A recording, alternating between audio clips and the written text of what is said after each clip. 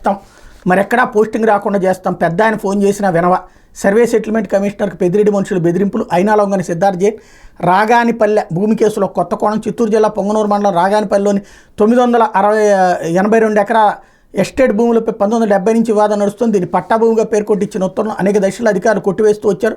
చివరికి కొందరు 2006లో హైకోర్టును ఆశ్రయించారు. విచారణ జరిపి చట్ట ప్రకారం చర్యలు తీసుకోవాలని సర్వే సెటిల్మెంట్ కమిషనర్ కోర్టు ఆదేశించింది.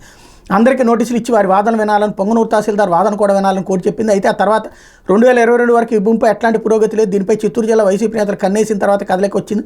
ఎలాగూ survey settlement commissioner case settle చేయాలని కోర్టు చెప్పినందున నాటి కమిషనర్ సీనియర్ ఐఏఎస్ అధికారి సిద్ధార్థ్ జైన్ మొగ్గులోకి దించి తమకు అనుకూలంగా ఉత్తర్వు పొందాలని భావించారు. పెద్దిరెడ్డి మనుషులు పలుమార్లు ప్రభుత్వ పెద్దల ద్వారా ఆయనపై ఒత్తిడి తెచ్చారు. నేరుగా పెద్దిరెడ్డి కూడా 3 సార్లు ఫోన్ చేసి సానుకూల ఉత్తర్వులు ఇవ్వాలంటూ జైన్ని ఆదేశించినట్టు తెలిసింది. అయితే ప్రభుత్వ పెద్దలు కోరినట్టుగా ఉత్తర్వులు ఇస్తే ఏం జరుగుతుందో ఆయనకు తెలుసు. ఆయన గతంలో చిత్తూరు జిల్లా కలెక్టర్గా పనిచేశారు. ఈ భూమి గురించి పూర్తి వివరాలు తెలుసు. గతంలో చిత్తూరు జేసీగా ఉన్న ఐఏఎస్ అధికారి ఏనాం ఎస్టేట్ భూములను అడ్డగోలు ఉత్తర్వులతో పరాధీనం చేస్తే కలెక్టర్ హోదాలో జైన్ సెటిల్మెంట్ కమిషనర్ వద్ద అప్పీల్ చేయించి ఆ ఉత్తర్వు నిలుపుదల చేయించారు. తర్వాత ఆ కేసులపై విచారణ జరగగా సంబంధిత అధికారిపై సర్కార్ చర్యలు తీసుకుంది. ఈ అనుభవం ఉన్న జైన్ రాగానపల్లి కేసు వివరాలను అధ్యయనం చేశాక ఎట్లాంటి నిర్ణయం తీసుకోకుండా ఫైల్ని పక్కన పెట్టారు. దీంతో పెద్దిరెడ్డి మనుషులు సార్ చెప్పిన కేసు ఏమైంది, ఏ నిర్ణయం తీసుకున్నారంటూ పలుమార్లు ఫోన్ చేసి వెంటనే సెటిల్ చేయాలని హుకుం జారీ చేశారు. నేరుగా సర్వే సెటిల్మెంట్ కార్యాలయానికి వెళ్ళి బెదిరింపులకు దిగినట్టు తెలిసింది.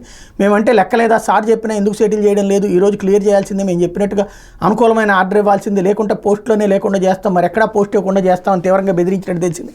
అయినా ఆయన లొంగకపోవడంతో అప్పటి ముఖ్యమంత్రి కార్యాలయం అధికారిని సైతం రంగంలోకి దించినట్టు సమాచారం.